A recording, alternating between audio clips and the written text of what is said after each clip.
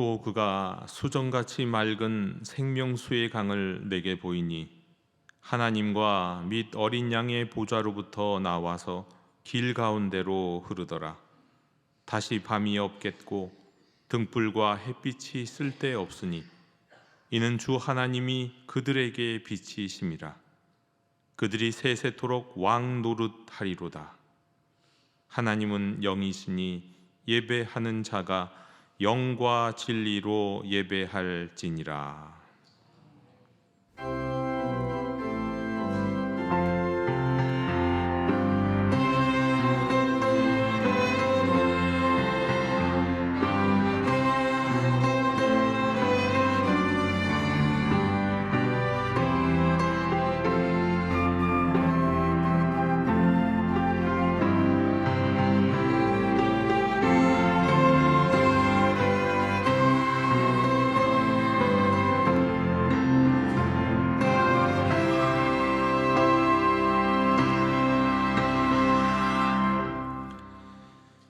에베네셀의 하나님, 여기까지 인도해 주신 은혜에 감사를 드립니다.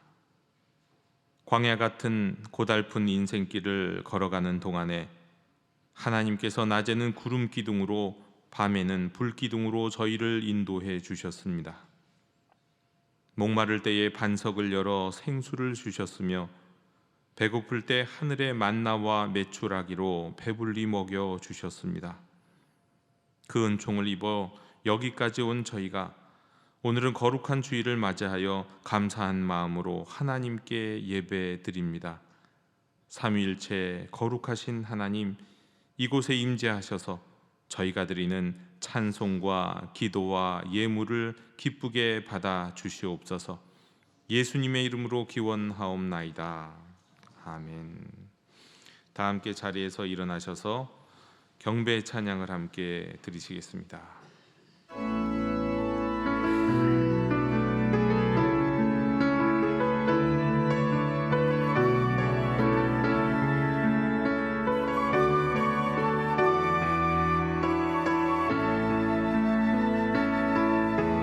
주님 큰 영광 받으소서.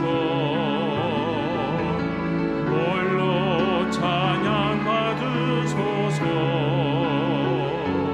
모든 이름 위에 위엄한 그 이름, 온 땅과 하늘이 다 찬양해. 겸손하게 우리 무릎 꿇고 주 이름 앞에 영광 올리세. 모두 절하세.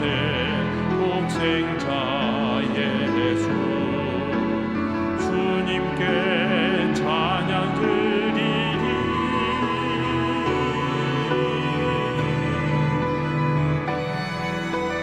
주님의 성령 부어주소서.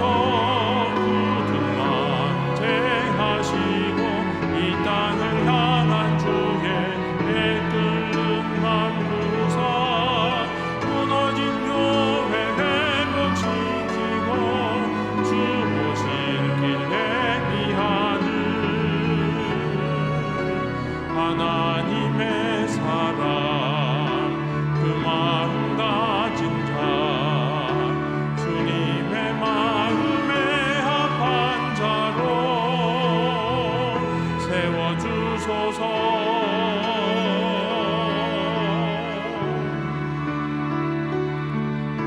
주님의 마음에 합한 자로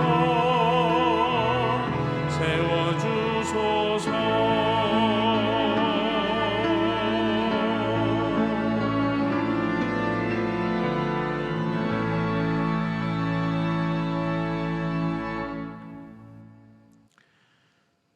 회개하는 자녀의 죄를 기꺼이 용서해 주시는 하나님 아버지, 이 시간 이웃을 사랑하지 못한 죄를 고백합니다. 저희는 1만 달란트의 빚을 탕감받은 사람처럼 값없이 죄 사함을 얻어 구원받은 성도가 되었건만 우리에게 100데나리온 빚진 자를 만남에 그의 목을 잡고 불쌍히 여기지 않았습니다. 내 눈에 있는 들보는 보지 못하고 형제의 눈에 있는 티를 보며 정죄하기를 서슴지 않았습니다. 눈에 보이는 형제를 사랑하지 못하면서도 보이지 않는 하나님을 사랑하노라 외쳤습니다.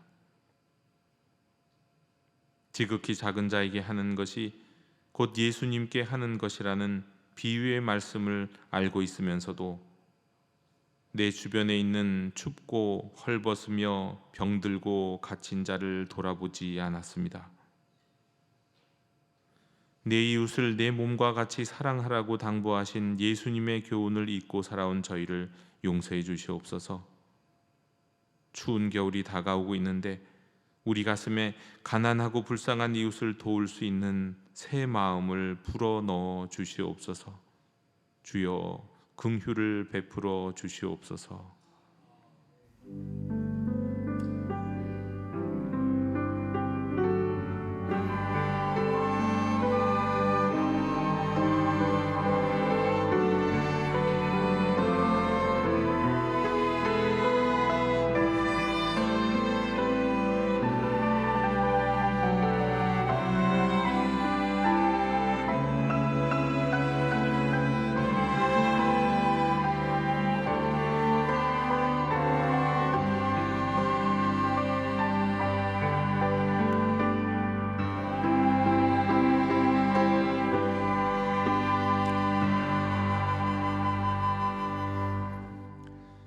여호와의 말씀이니라.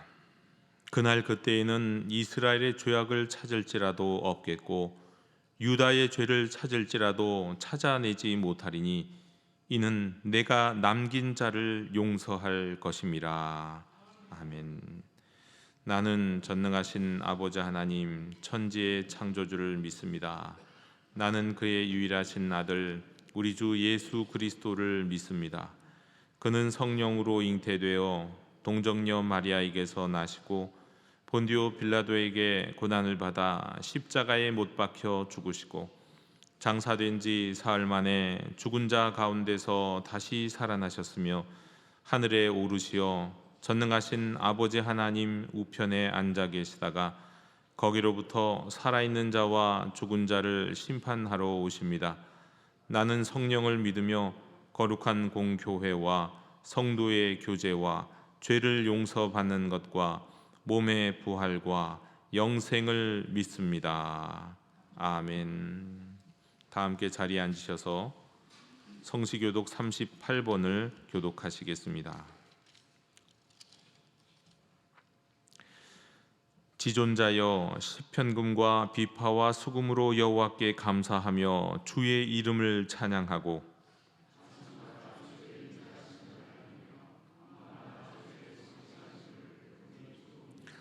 여호와여 주께서 행하신 일로 나를 기쁘게 하셨.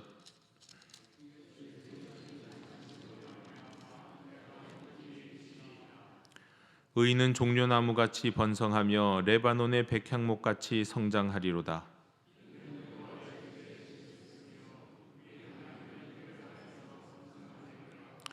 그는 늙어도 여전히 결실하며 진액이 풍족하고 빛이 청청하니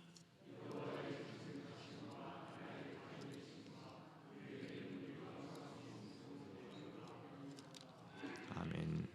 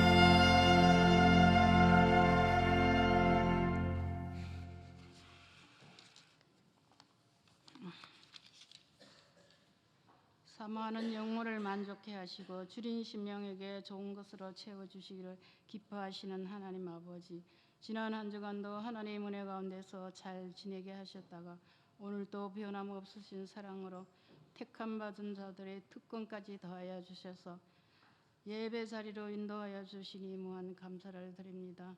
어느덧 올 한 해도 얼마 남지 않았는데요, 지난 날들을 돌이켜볼 때에 하나님 앞에 부족하고 나태했던 점이 너무도 많았습니다.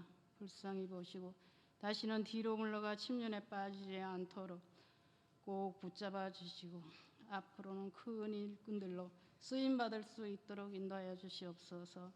내 입을 넓게 열라 내가 채우리라 말씀하셨으니 저희들의 닫힌 마음과 닫힌 입을 활짝 열게 하셔서 이 시간 목사님께서 하나님 말씀을 전하실 때에 그 말씀이 길가나 돌짝밭이나 가시밭에 떨어지지 않고 기름진 옥토에 뿌려져서 30배, 60배, 100배의 결실을 맺게 하셔서 하나님 말씀이 폭포수와 같이 차고 넘치도록 역사하여 주시옵소서. 이 시간을 간절히 사모하지만 사정에 의하여 함께하지 못하는 분들께도 같은 은혜 내려주시옵소서. 서머나 교회나 빌라델피아 교회들이 주님께 칭찬받았던 것 같이 우리 영도교회도 주님께 칭찬받고 인정받는 교회 되기를 원합니다. 그러기 위해서는 저희들의 기도와 노력이 필요할 텐데요, 초대교회 성도들은 모이면 기도하고 흩어지면 전도했던 같은 열정을 저희들에게도 강권적으로라도 역사하여 주시옵소서. 그리하여서 추수 때에는 가라지나 쭉정이가 되지 않고 모두 다 알곡되어서 거룩한 믿음 위에 자신을 세우고 건축하여서 하늘나라 생명책에 모두 다 기록될 수 있기를 빌고 원합니다. 이 시간 예배를 돕기 위해 수고하고 애쓰시는 손길들에게 크신 은혜 내려 주시옵소서. 예수님의 이름으로 기도드립니다. 아멘.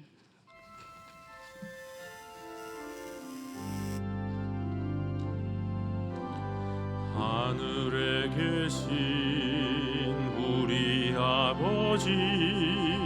아버지의 이름을 거룩하게 하시고 아버지의 나라가 오게 하시며 아버지의 뜻이 하늘에서와 같이 땅에서도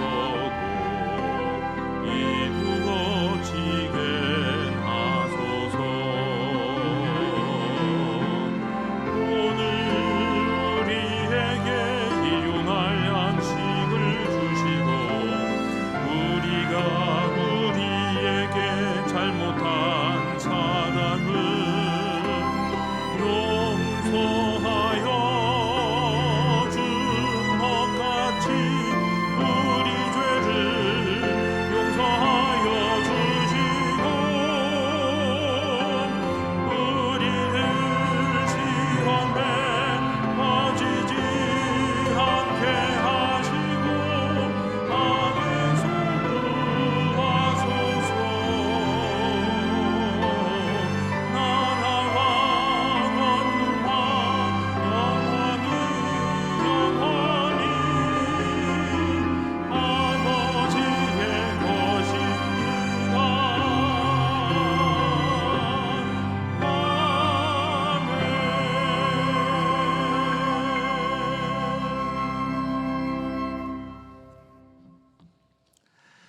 교회 실천을 전해드리겠습니다. 우리 예배하는 공동체 영도교회 주일 예배 일부 예배 오신 모든 분들을 축복하고 환영합니다. 오늘은 우리가 미랄 헌금 주일 및 코이노니아 주일로 지킵니다. 우리 미랄 헌금은 우리 남녀 선교회가 우리 지역 사회를 돕는 데 전액이 사용되도록 하겠습니다.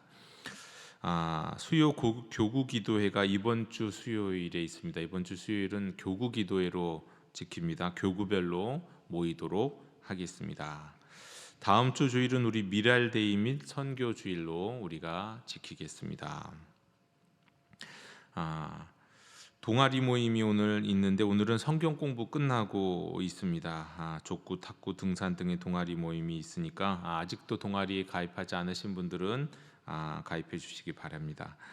매일 성경 정기 구독 신청은 오늘까지입니다. 오늘까지만 정기 구독 신청을 받으니까 빠짐없이 매일 성경 신청해 주시고 같이 참여하면 좋겠습니다. 그저 성경을 읽어 가지고 읽는 것이 당연히 좋겠지만 성경에 나와 있는 내용으로는 흐름이 잘 잡히지 않을 때 매일 성경에 나와 있는 이 간단한 내용들로 성경을 읽으면 우리 흐름이 잘 잡힙니다. 그러니까 같이 이 매일 성경 구독하셔도 좋을 것 같습니다. 11월 성경 공부 주일 클래스가 남성과 여성 그리스도인인데 이번 주 다음 주에 있습니다. 그리스도인인데 남성으로 산다는 거 이번 주에 오늘 오후 2시 청소년교회에서 우리 조강민 목사님이 강의해 주시겠습니다. 다음 주에도 동일한 시간과 장소에서 있겠습니다. 새가족 교육 수료식이 오늘 오후 12시 10분 새가족실에서 있겠습니다. 우리 더 나은 부모와 함께하는 특별 금양로 기도회가 12월 5일에 이번 주가 아니라 다음 주에 있는데 이번에는 강사님을 모시고 또 우리 함께 나눕니다. 우리 영도교회에서 자녀를 놓고 온 성도가 함께 또 기도하는 시간이 되었으면 좋겠습니다. 12월 5일입니다. 그 밖에 교우 동정 및 우리 모임 및 안내는 주보를 참고해 주시기 바랍니다. 그리고 우리 70주년과 관련해서 우리 계속해서 영도교회가 우리 컴패션 1:1 결연 어린이가 160명 그리고 아기와 엄마 살리기를 19명을 우리가 후원하고 지원하고 있다는 거 기억해 주시고 결연한 어린이와 부모님 센터 교회를 위해서 기도해 주시기 바랍니다. 그리고 한 가지 또 우리 몽골 비오이 이삭교회를 우리가 계속 올해까지 돕기로 했는데 지난주 오늘까지 우리 헌금해 주신 것을 내일 또 다시 송금할 예정입니다. 3천만 원을 또 추가로 송금해서 1억 5천만 원을 우리가 비오이 이삭교회 건축 헌금에 사용합니다. 전액을 지금 거의 전액을 우리가 보내면 1억 5천만 원이 될 예정입니다. 그래서 지난주 우리 추수감사주일을 비오이 이삭교회가 또 교인들과 함께 예배를 드릴 수 있어서 참 감사했습니다. 끝까지 기도해 주시고 또 마지막까지 후원해 주시기를 바랍니다. 이상으로 교회 실천을 모두 전해드렸습니다. 이제 다 함께 자리에서 일어나시면서 평화 인사 함께 나누시겠습니다. 주님의 평화를 빕니다. 네, 주님의 평화를 빕니다. 주님 평화를 빕니다.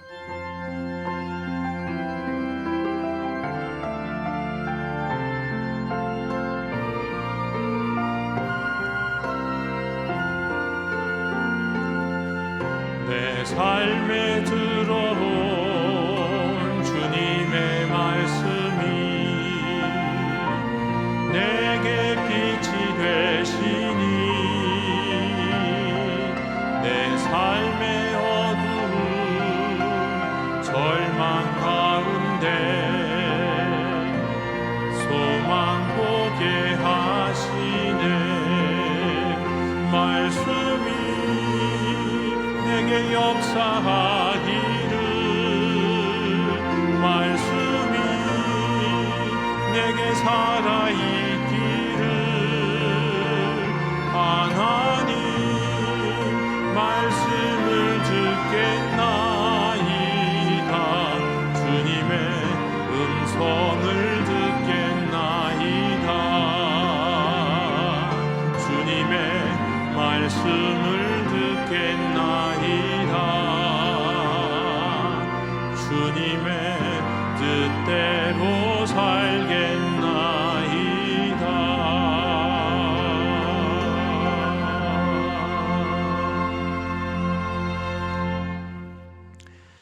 오늘 우리에게 주시는 하나님의 말씀은 느헤미야 1장 4절로 11절의 말씀입니다. 하나님의 말씀을 경청하십시오. 내가 이 말을 듣고 앉아서 울고 수일 동안 슬퍼하며 하늘의 하나님 앞에 금식하며 기도하여 이르되, 하늘의 하나님 여호와 크고 두려우신 하나님이여, 주를 사랑하고 주의 계명을 지키는 자에게 언약을 지키시며 긍휼을 베푸시는 주여 간구하나이다. 이제 종이 주의 종들인 이스라엘 자손을 위하여 주야로 기도하오며 우리 이스라엘 자손이 주께 범죄한 죄들을 자복하오니 주는 귀를 기울이시며 눈을 여시사 종의 기도를 들으시옵소서. 나와 내 아버지의 집이 범죄하여 주를 향하여 크게 악을 행하여 주께서 주의 종 모세에게 명령하신 계명과 율례와 규례를 지키지 아니하였나이다. 옛적에 주께서 주의 종 모세에게 명령하여 이르시되, 만일 너희가 범죄하면 내가 너희를 여러 나라 가운데에 흩을 것이요, 만일 내게로 돌아와 내 계명을 지켜 행하면 너희 쫓긴 자가 하늘 끝에 있을지라도 내가 거기서부터 그들을 모아 내 이름을 두려고 택한 곳에 돌아오게 하리라 하신 말씀을 이제 청하건대 기억하옵소서. 이들은 주께서 일찍이 큰 권능과 강한 손으로 구속하신 주의 종들이요 주의 백성이니이다. 주여 구하오니 귀를 기울이사 주의 종의 기도와 주의 이름을 경외하기를 기뻐하는 종들의 기도를 들으시고 오늘 종이 형통하여 이 사람 앞에서 은혜를 입게 하옵소서 하였나니 그때에 내가 왕의 술관원이 되었느니라. 아멘. 자리에 앉으시겠습니다.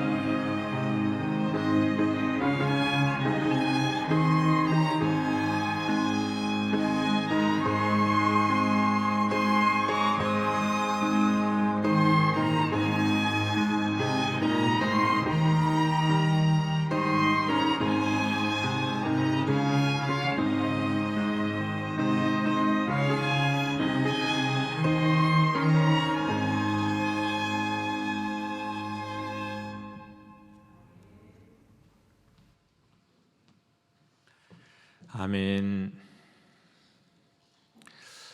사랑하는 우리 영도교회 영도 가족 여러분, 오늘 우리가 함께 나눌 느헤미야 1장. 1장은 성경 전체에서 가장 완전한 기도의 모범을 보여주는 그런 본문 중에 하나입니다. 그래서 그냥 지나갈 수가 없어서 지난 주간에 우리가 묵상을 했지만 오늘 이 시간 더 깊이 나누기를 원합니다. 이 말씀은 절망의 시대를 살았던 한 인물이 어떻게 무너진 현실을 하나님 앞에 가지고 나아가서 그 현실을, 그 삶을 해석을 하고 또 기도 속에서 자신의 삶을 발견하고 결국은 역사를 바꾸는 사람으로 서게 되는지를 아주 생생하게 보여줍니다. 바로 오늘 느헤미야의 기도를 통해서 우리는 7가지 중요한 기도와 관련된 중요한 진리를 배우게 될 겁니다. 어떻게 기도하는 게 바른 기도인지, 또 기도가 어떻게 사람을 변화시키는지, 또 기도가 어떻게 구체적으로 기도하는 사람의 행동으로 이어지는지를 우리가 함께 살펴보겠습니다. 바로 본론으로 들어가겠습니다. 느헤미야는 첫째, 하나님이 어떤 분이신지를 생각하면서 기도했습니다. 여러분 기도할 때 이게 중요하거든요. 하나님이 어떤 분이신지를 생각하며 기도하는 거. 느헤미야 기도는 자신의 문제나 어려움을 토로하는 것으로 시작하지 않습니다.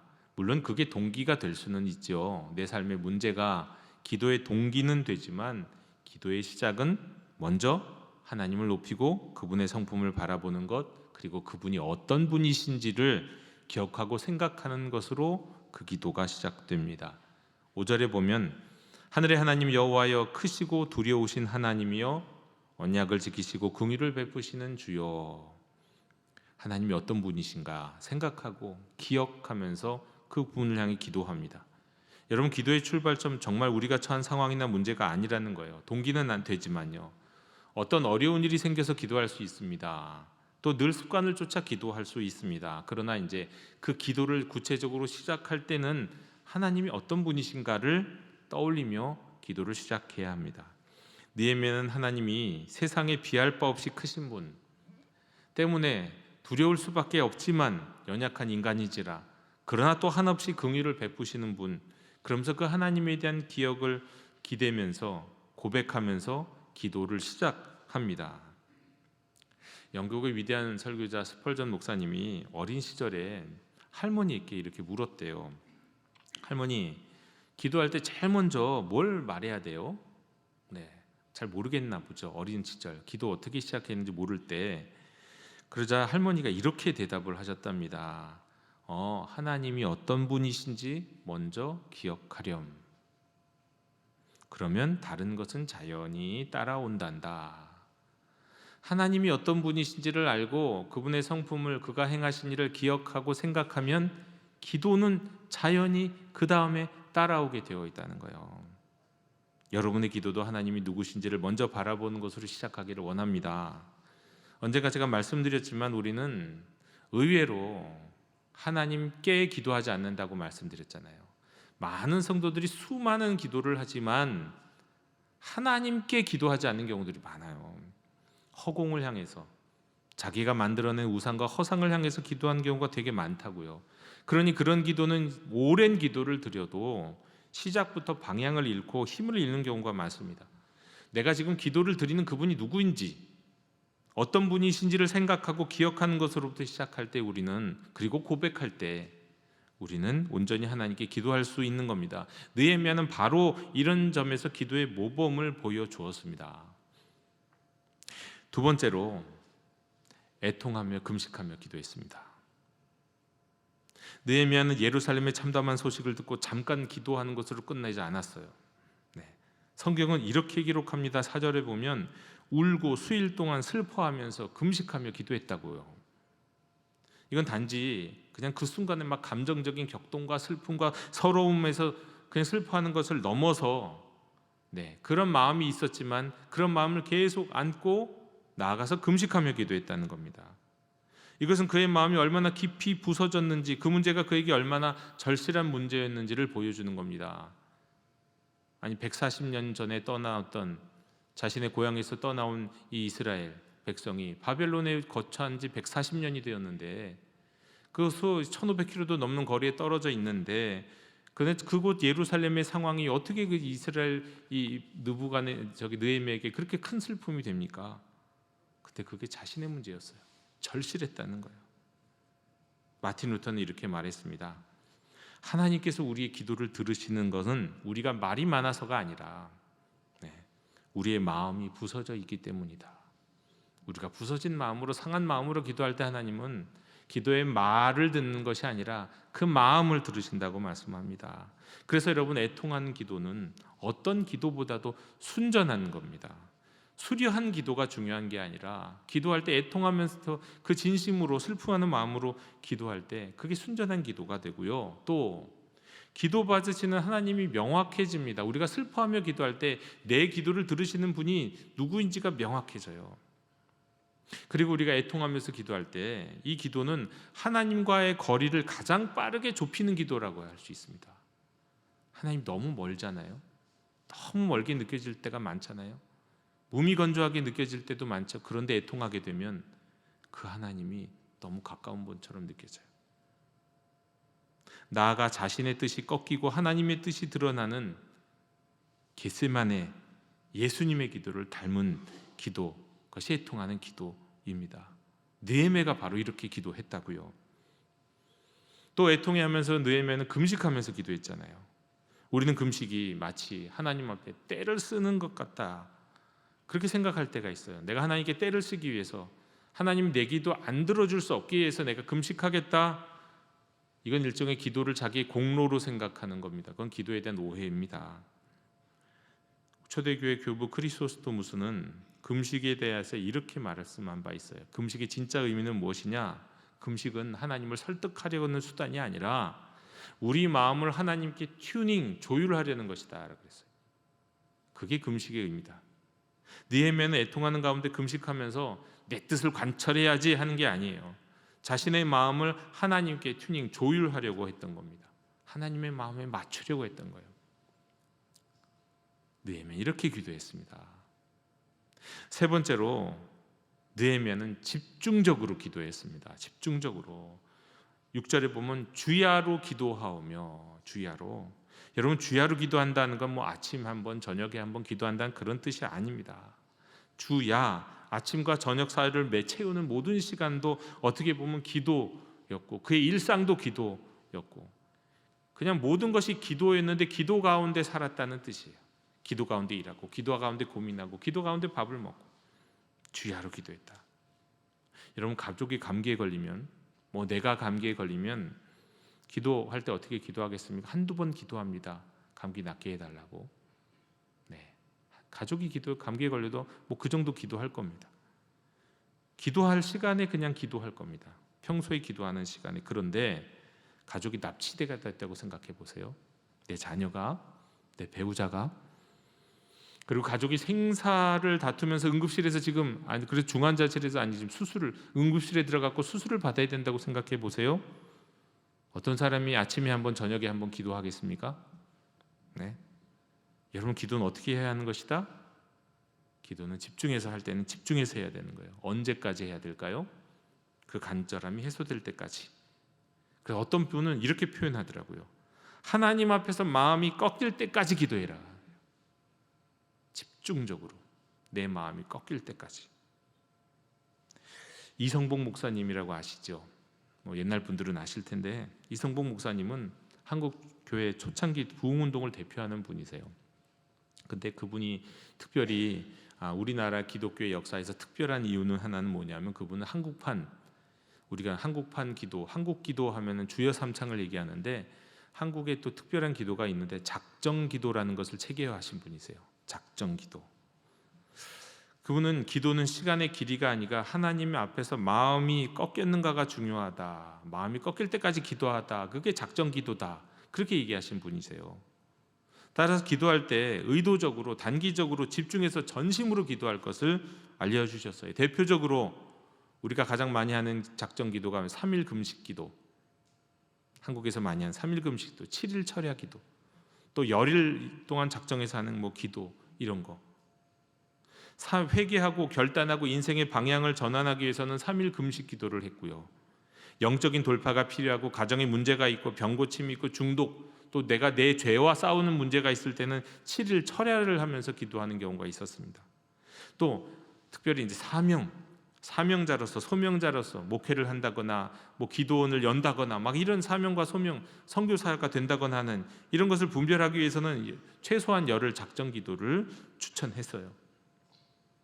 이것을 따랐던 수많은 그리스도인들이 하나님의 은혜를 경험했던 그 간증들이 역사가 있습니다. 이성복 목사님은 말하기를, 육체가 백기를 들 때까지 기도해라. 그래야 영이 깨어난다고 그랬어요. 내 육체가 하나님 앞에서 백기를 들 때까지 간절히 기도해야 내 영이 살아난다는 것이었습니다. 살아난다는 거예요. 집중적으로 기도해야 되는 이유이죠.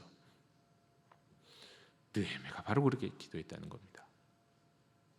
네 번째로, 공동체의 죄를 자기 죄로 품는 회개의 기도를 드렸습니다. 자기 죄로. 느헤미야 기도에서 우리가 주목해야 할 중요한 특징, 느헤미야는요 저들의 죄라고 말하지 않습니다. 지적하고 탓하지 않아요. 그는 이렇게 기도합니다. 나와 내 아버지의 집이 범죄하여 그랬어요. 아니 140년 전에 이스라엘이 멸망했던 것이 내 죄랑 무슨 상관이 있습니까? 그런데 그것은 마치 나의 죄처럼 고백합니다. 하나님, 우리 조상들의 잘못인데 이제 우리는 좀 풀어주시죠. 그렇게 기도하지 않아요. 내 죄입니다. 그래요. 내 죄. 여러분, 진정한 하나님 백성의 기도는 남을 향한 비판이나 정죄가 아닙니다. 하나님, 저 사람을 어떻게 해주세요가 아니에요. 저들을 어떻게 해주세요가 아니에요. 마치 내 죄처럼 기도하는 거예요. 특별히 우리 공동체, 우리 교회가 잘못한 것이 있으면 교회에 대해서 지적하고 비난하는 게 아니라 그걸 내 죄로 고백하는 거, 이게 먼저입니다. 내 죄로 말하기, 고백하기 전에는 비판도 하지 말아야 돼요. 진정한 하나님의 백성의 기도는 남을 향한 비판, 정죄가 아니라 공동체의 죄를 자신의 가슴에 품고 함께 아파하는 것이었습니다. 느헤미야는 자신이 직접 범하지 않은 죄까지도 자신의 죄로 여기며 하나님 앞에 무릎을 꿇었습니다. 위대한 신학자 가운데 하나인 아타나시우스는 이렇게 말했어요. 회개란 타인의 죄를 정죄하는 게 아니라 그 죄를 내 마음에 안는 것이다 그랬어요. 그럼 우리는 회개를 하나님, 내가 이거 잘못했습니다, 용서해 주세요, 이걸 회개라고 알아요. 그게 아니라 나아가서 다른 사람의 죄까지도 정죄하는 게 아니라 내 마음에 품고 기도하는 거예요. 회개해야 돼요. 안타까운 마음으로 내 마음을 안고, 그게 진정한 회개, 성도의 회개라는 겁니다. 느헤미야의 영성이 바로 이겁니다. 남을 비난하는 게 아니라 함께 아파하고 함께 회개하는 것. 아시시의 프란체스코, 우리가 잘 아는 위대한 믿음의 사람이죠. 근데 그는 타락한 중세 가톨릭 교회를 보면서 이렇게 기도했어요. 주님, 교회가 무너지고 있습니다. 하지만 그 죄는 외부의 죄가 아니라, 그들의 죄가 아니라 내 안에 있는 죄입니다. 저를 먼저 다시 세워주시옵소서. 아시시의 프란체스코는 교회의 죄를, 그때 당시 중세 가톨릭의 죄를, 교황의 죄를 탓하기만 않고 자기의 죄로 돌려놓는 기도를 드렸어요. 그래서 종교개혁 이전의 교회 역사 가운데 가장 강력한 갱신운동으로 이어졌습니다. 느헤미야의 기도가 이런 기도였습니다. 다섯 번째로, 느헤미야는 말씀과 언약을 붙드는 기도를 했습니다. 말씀을 붙드는 기도. 느헤미야의 기도는 단순히 도와주십시오라고 간청하는 기도가 아니었습니다. 그는 하나님께서 주신 말씀을, 약속의 말씀을 근거로 기도했어요. 8절에 옛적에 주께서 주의 종 모세에게 명령하여 이르시되, 그 말씀을 붙들고 기도합니다. 느헤미야는 하나님께서 모세를 통해 주신 약속을 기억하고 그 말씀을 붙들어요. 여러분, 바른 기도는, 참된 기도는 하나님의 말씀이 우리의 현실 속에서 이루어지도록 기도하는 겁니다. 말씀이 이루어지는 것, 내가 원하는 것이 이루어지기를 아니라 하나님의 말씀이 이루어지기를. 그래서 팀 켈러 목사님은 이런 멋진 말을 했는데요. 기도는 이런 것이다. 기도는 하나님의 말씀을 메아리 치는 것이다 그랬어요. 하나님이 성경을 통해 말씀하는 것을 마치 메아리가 쳐서 다시 들어가듯 하나님께 말씀을 다시 드리는 거라는 거예요. 주의 말씀을 메아리 쳐 올리는 거예요. 조지 뮬러 목사님, 조지 뮬러는 또 이렇게 고백했습니다. 나는 언제나 성경의 약속을 펴놓고 하나님께 보여드리면서 기도했다. 무슨 얘기입니까? 하나님, 여기 하나님의 말씀이 있지 않습니까? 보여드리면서 내가 이 말씀 붙들고 기도합니다. 주님이 약속하셨습니다. 주님 말씀하셨습니다. 이렇게 기도했다는 거예요. 하나님의 말씀을, 약속을 펴놓고 기도했다. 느헤미야의 기도가 바로 그런 기도였다고요. 그는 하나님의 약속을 붙들고 그 약속이 이루어지기를 기도했습니다. 우리가 알고 있는 1907년, 1906년부터 시작된 평양 대부흥운동, 그 직전에 20세기의 가장 유명한 부흥운동 중에 하나가 또 있었습니다. 영국의 웨일즈에서 일어났던 대부흥운동, 불과 1, 2년 전에 있었던 일입니다. 그런데 이 영국의 웨일즈 부흥운동의 도화선이 됐던 분이 계세요. 에반 로버츠라는 분이신데, 그분이야말로 말씀을 붙들고 기도했던 분이에요. 그분은 시편의 말씀을 주로 붙들고 기도했습니다. 특별히 어느 날은 집회에서 말씀을 듣다가 시편 51편 1절 말씀이 강하게 자기 자신을 찔렀어요. 그래서 하나님, 내 속에 정한 마음을 창조하시고 내 안에 정직한 영을 새롭게 해주시옵소서. 이 말씀 붙들고 기도했어요. 말씀에 있으니까. 또 24편 33절 4절 여호와의 손에 오를 자가 누구며 그의 거룩한 곳에 설 자가 누구인가 곧 손이 깨끗하며 마음이 청결하며 이 말씀을 붙들고 기도했어요. 말씀대로. 근데 말씀 붙들고 기도하다 보니까 말씀 붙들고 그 기도한 결과 웨일즈 부흥운동의 어떤 도화선이 되었는데 웨일즈 전역에서 10만 명이 회심을 하는 겁니다. 그 지역이 얼마나 큰 지역인지 모르겠는데요. 10만 명이요. 성도들은 하나님의 말씀 앞에서 울었어요. 회개하며 울었어요. 근데 그 결과가 뭔지 아십니까? 구체적으로 나타난 결과가 술집들이 망했어요. 술집에 사람들이 더 이상 찾아가지 않아요. 또 경찰서가 조용해졌어요. 경찰들이 할 일이 없어졌어요. 그리고 법원도 일이 줄었어요. 재판할 일도 줄어들어 버려요. 왜요? 회개의 결과. 근데 그 회개의 결과, 그 회개가 그 부흥운동을 통해서 시작됐는데 그 부흥운동의 시작이 뭐라고? 에반 로버츠가 바로 이 시편의 말씀, 내 속에 정한 마음 창조하시고 정직한 영을 새롭게 해달라는 기도, 말씀 붙들고 또 손이 깨끗하고 마음이 청결하게 해달라는 그 말씀을 붙들고 기도했더니 그 일이 웨일즈 지역에서 이루어졌다고요. 사람들이 청결해지고 정결해지고 성결해지고 죄를 짓지 않게 되었어요. 회개하게 되었다는 겁니다. 네. 엄청난 역사가 일어났죠. 말씀을 붙들고 기도했더니 그 말씀이 자신의 삶은 물론이고 웨일즈 전체에서 일어났다는 겁니다. 이성복 목사님은 작정 기도를 할 때 세 가지를 끊고 세 가지를 붙들고 기도하라고 그러셨어요. 세 가지를 끊고 기도해야 된다. 끊으면서 기도해야 된다. 첫 번째, 죄를 계속 지으면서 작정 기도하고 집중 기도하는 건 의미가 없어요. 기도하는 것 자체가 의미가 없죠. 사실은 죄를 끊고 기도하라. 두 번째, 불평을 끊고 기도하라. 여러분, 불평이 입에서 끊어지지 않으면서 기도하는 거 아무 소용없습니다. 1년을 3년을 10년을 기도해 보십시오. 불평을 끊고 기도해야 돼요. 집중적으로 특히 기도할 때 모든 불평을 끊어라. 그리고 세 번째, 사람을 의지하는 마음을 끊고 누가 도와주겠지, 누가 어떻게 해주겠지, 이런 마음 끊고 기도하라. 죄와 불평과 사람을 끊고 사람 의지하는 마음 끊고 기도하라고 했어요. 그리고 또 붙들어야 할 세 가지가 있다고 하셨는데 일단 첫째가 바로 말씀이에요. 말씀 붙들고 기도해라. 기도할 때. 두 번째가 회개하면서 기도하라는 겁니다. 회개하면서. 회개 없는 기도는 의미가 없어요. 역사가 없어요. 그리고 성령의 감동 가운데 기도하라. 네. 그러니까 회개하며 말씀을 붙들고 기도할 때 말씀과 회개의 영 성령님의 감동하셔서 우리 기도를 도우시고 우리 기도를 응답하신다는 것입니다. 여러분, 느헤미야가 이렇게 기도했습니다. 저와 여러분도 이런 기도의 사람이 되기를 원합니다.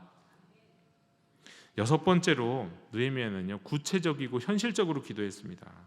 느헤미야의 기도는 막연하지 않았습니다. 추상적이지 않았어요. 그는 매우 구체적으로 기도하는데 1장 11절에 보면 이 사람들 앞에서 은혜를 입게 하옵소서. 여러분, 이 사람들이 누굽니까? 페르시아 바사의 이 제국의 황제였던 아닥사스타와 고위 관료들을 말하는 것일 겁니다. 그들 앞에서 은혜를 입게 하옵소서. 그냥 하나님 도와주옵소서가 아니라 은혜를 입게 하옵소서. 그러니까 구체적으로 왕 앞에서 은혜를 입게 해주소서라는 말이 왕에게 어떻게 보면 등용되게 해달라, 그의 눈에 뜨게 해달라, 뭐 그런 기도인 거예요. 구체적으로. 결국 그는 그의 구체적인 기도대로 왕의 술관원이 되었습니다. 수없이 왕 앞에 나아갈 기회가 생겼습니다. 그리고 이것은 그의 기도가 다음 차원으로 나가는 아주 중요한 통로가 됩니다. 아주 중요한 통로가 돼요. 어떻게 해요? 그 다음 차원은 무엇일까요? 7째, 기도가 사명으로 이어지는 기도. 느헤미야는 이 기도를 했어요. 기도만 한 것이 아니라 사명이 됩니다. 여러분, 바른 기도는 추상적으로 끝나지 않습니다. 실제로 발걸음, 구체적인 책임으로 이어져요. 크리소스토무스는 이렇게 가르쳤어요. 진짜 참된 기도는 현실에서 걸음을 요구한다고요. 내가 여기서 기도했으니까. 아니에요. 그렇게 기도한 다음에 어느 순간에는 일어나 걸어야 돼요. 윌리엄 밀버포스는 노예제 폐지를 위해서 기도하면서 항상 이렇게 또 기도했습니다. 하나님, 노예제 폐지를 위해 노예가 폐지되게 해달라고 기도하면서 뭐를 동시에 기도하냐면, 하나님, 저에게 말할 수 있는 용기와 움직일 수 있는 다리를 주십시오.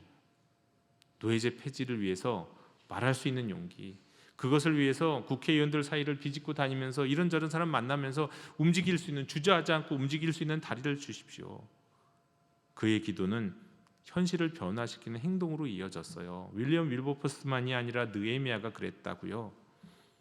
느헤미야는 기도 가운데, 그리고 기도 중에 또 자신에게 벌어지는 일을 통해서 자신이 기도한 그 기도의 사명이, 그 기도가 이루어지는 통로가 바로 내 자신이라는 것을 깨달았어요.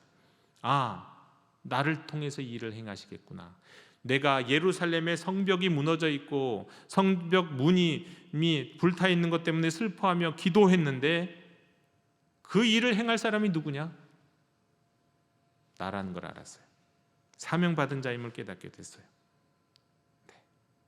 그래서 왕의 술 맡은 관원이 되었던 느헤미야.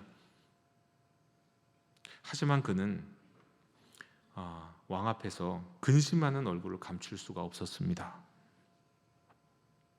여러분, 그러면 안 되는 거예요. 왕 앞에서 근심하면 안 되는 거예요. 이게 얼마나 중요한 일인지 모릅니다. 왜냐하면 그는 아주 큰 죄를 저지르는 것이거든요. 왕의 감정을 흐리게 하는 것이에요. 왕의 권위에 손상을 입히는 거예요. 왕 앞에서 신하가 근심하는 얼굴을 보여주면 안 된다는 게 이게 굉장히 중요한 겁니다. 당시 글에 이런 문장이 있을 정도예요. 왕 앞에서 근심하는 자는 나라를 위협하는 자다. 왜 그럴까요? 사실 술 맡은 관원은 왕을 암살하는 데 있어서 가장 유력한 역할을 할 수 있는 사람이에요. 왜? 언제나 왕에게 술을 갖다 드릴 수 있는 사람이니까. 먼저는 대부분은 그렇겠죠. 자신이 먼저 마셔보겠죠. 그리고는 왕에게 또 술을 갖다 드리는 자리. 그러니 그 술 맡은 사람이, 술 관원이 뭔가 나쁜 짓을 하려고 또 마음을 먹으면 얼마나 나쁜 짓 하기 제일 쉬운 자리이기도 한 겁니다. 가장 그래서 왕이 총애하고 신뢰하는 사람을 그 옆에 두는 그런 자리이지만, 그런데 그 자리를 통해서 또 많은 왕들이 암살을 당하기도 했다는 거죠. 그런데 그런 그가 근심하는 모습을 보여주면 왕에게 어떤 일이 벌어질 수 있는 가능성이 벌어지는 겁니까? 술 맡은 관원이 근심한다는 얘기는 술에 독을 넣어서 두려워 떠는 것일 수 있고, 뭔가 반역하고자 하는 마음이 그 안에서 나타난 것일 수 있기 때문에, 그렇게 볼 수 있는, 얼마든지 그렇게 볼 수 있는 일이기 때문에 술 맡은 관원은 더더욱 근심하는 얼굴을, 수심 가득한 얼굴을 보여주면 안 되는 거예요. 보여주면 안 되는 거예요.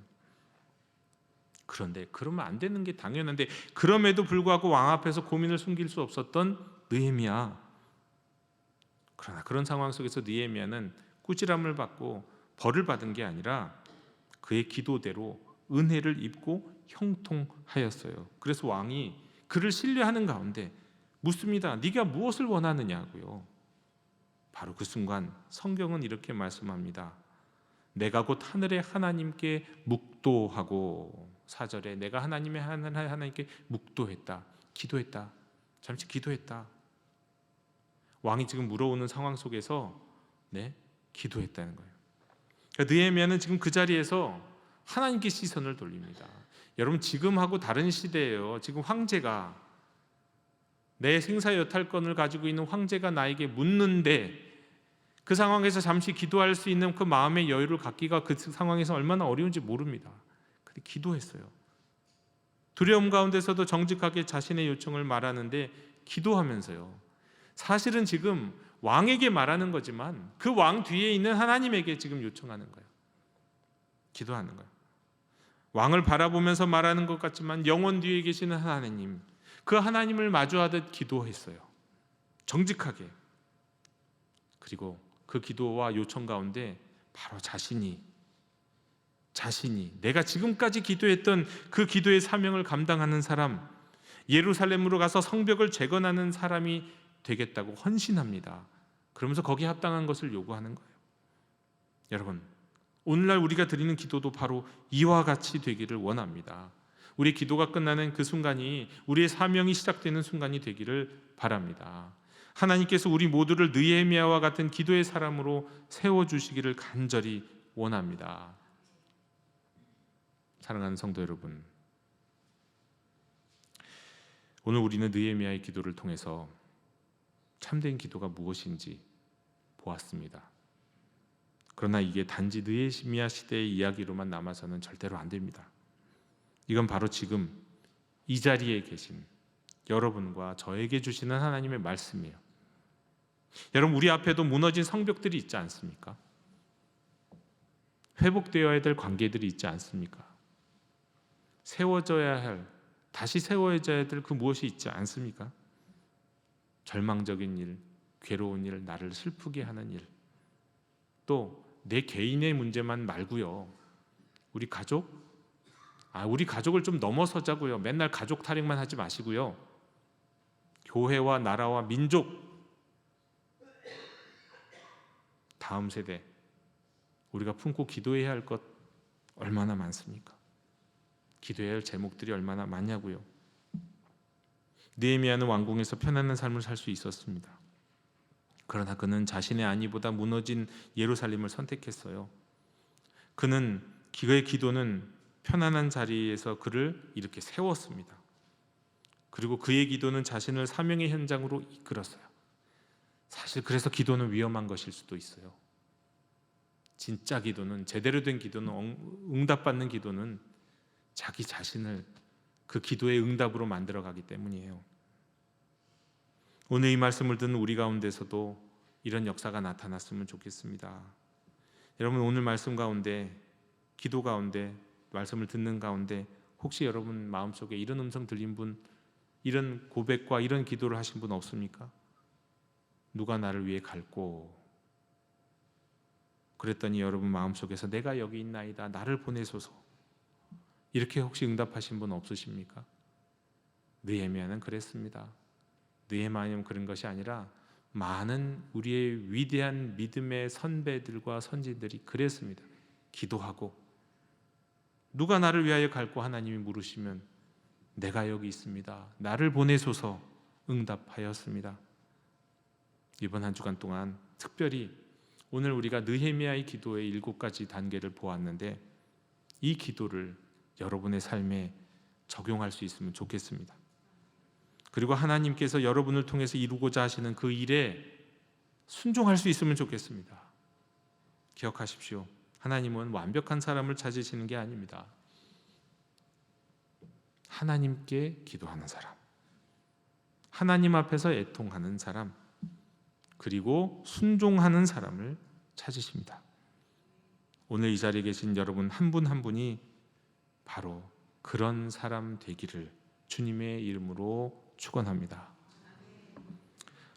하늘의 하나님 여호와, 크고 두려우신 하나님, 언약을 지키시고 긍휼을 베푸시는 우리 아버지, 오늘 느헤미야의 기도를 통해 우리에게 참된 기도의 길을 보여주셔서 감사합니다. 주님, 우리가 기도할 때 무엇보다 먼저 주님이 어떤 분이신지를 기억하게 해주시옵소서. 우리의 문제가 아니라 주님의 위대하심을, 우리의 연약함이 아니라 주님의 능력을 먼저 보게 해주시옵소서.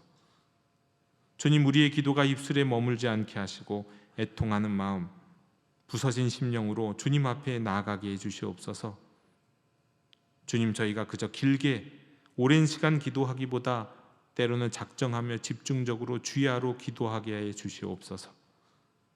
주님, 우리 자신의 죄뿐 아니라 이 시대와 공동체의 죄를 우리 가슴에 품고 함께 회개하는 기도의 사람들이 되게 해 주시옵소서.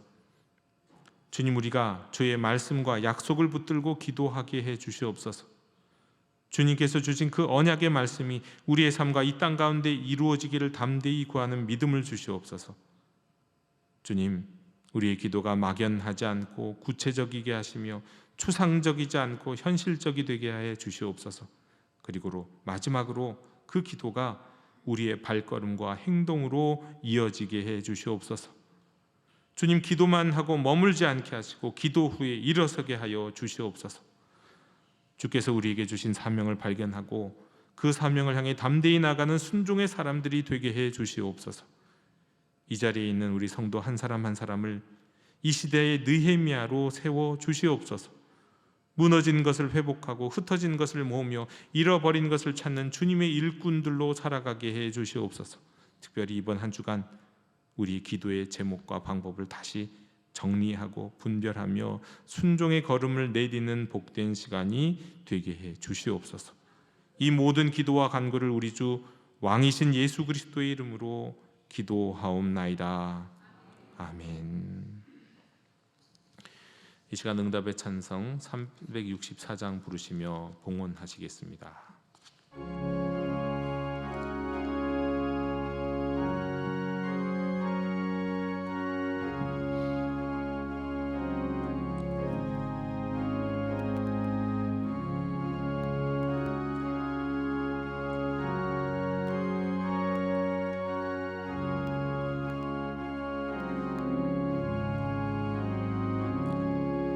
내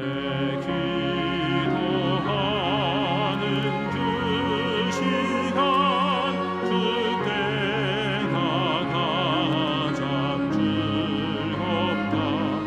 이 세상 근심 걱정에 얽매인 나를 부르사 내 진정 소원 주 앞에 난 납치 바로 하래요. 큰 불행 당해 슬플 때 나 위로받게 하시네. 내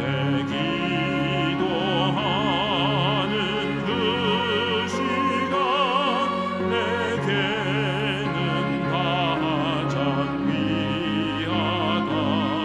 저 광야 같은 세상을 끝없이 방황하면서 위태한 길로 나갈 때 주께서 나를 이끌어 그 보좌 앞에 나아가 큰 은혜 받게 하시네. 내 기도하는 그 시간 그때가 가장 즐겁다. 이때껏 지은 큰 죄로 내 마음 심히 아파도 참마음으로 뉘우쳐 숨기 하려면 주 나를 위해 복 주사 새 은혜 부어 주시네. 내 기도하는 그 시간 그때가 가장 즐겁다.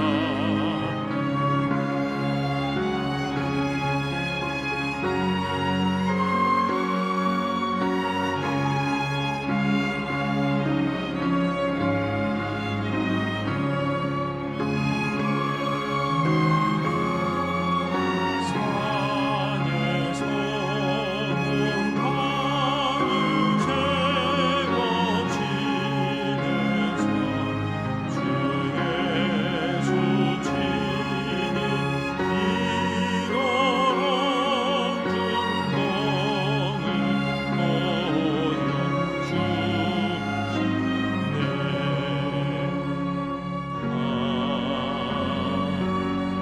큰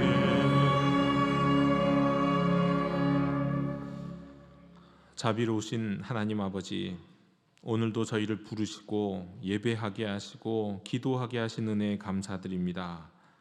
주님, 이제 우리의 마음과 함께 이 예물을 올려드립니다. 느헤미야가 무너진 예루살렘을 보며 마음이 깨지고 그래서 기도했던 것처럼 우리 예물에도 그런 마음을 담아 드립니다.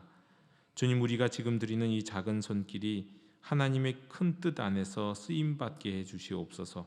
흩어진 것을 모으시고 무너진 것을 세우시고 길을 잃은 영혼들에게 다시 길이 되게 해주시옵소서. 오늘의 결단과 헌신이 저희들의 삶을 깨우고 저희 영혼을 다시 주님께 돌이키며 저희 걸음을 사명으로 이끄는 표지판이 되게 해 주시옵소서. 감사드리며 예수님 이름으로 봉헌기도 드리옵나이다. 아멘.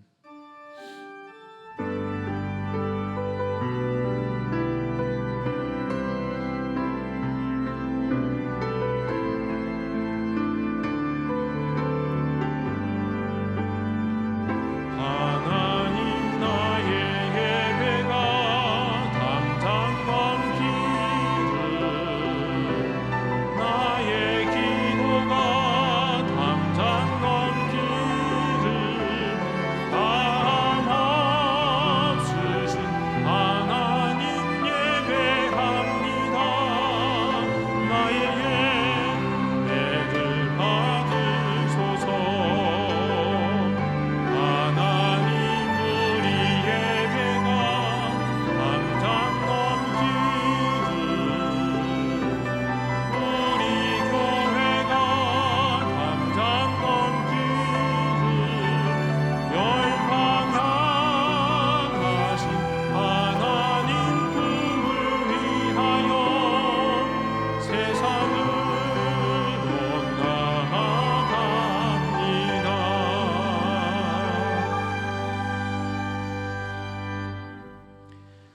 이제는 우리를 부르시고 우리의 기도를 인도하시며 우리의 삶을 사명으로 이끄시는 우리 주 예수 그리스도의 은혜와 무너진 것을 다시 세우시고 언약을 지키시고 긍휼로 우리를 품으시는 하나님 아버지의 끝없는 사랑과 오늘도 우리의 마음을 깨우시고 기도하게 하시며 그 기도가 삶이 되고 순종이 되게 하시는 성령님의 인도하심과 감동케 하심이 이 자리에서 하나님의 사람 느헤미야처럼 기도하고 순종하기로 결단한 모든 성도들과 그들의 가정과 일터와 자녀들 위해 그리고 이 땅의 교회와 다음 세대 위에 이 민족 위에 지금부터 영원까지 함께 계시기를 간절히 축원하옵나이다.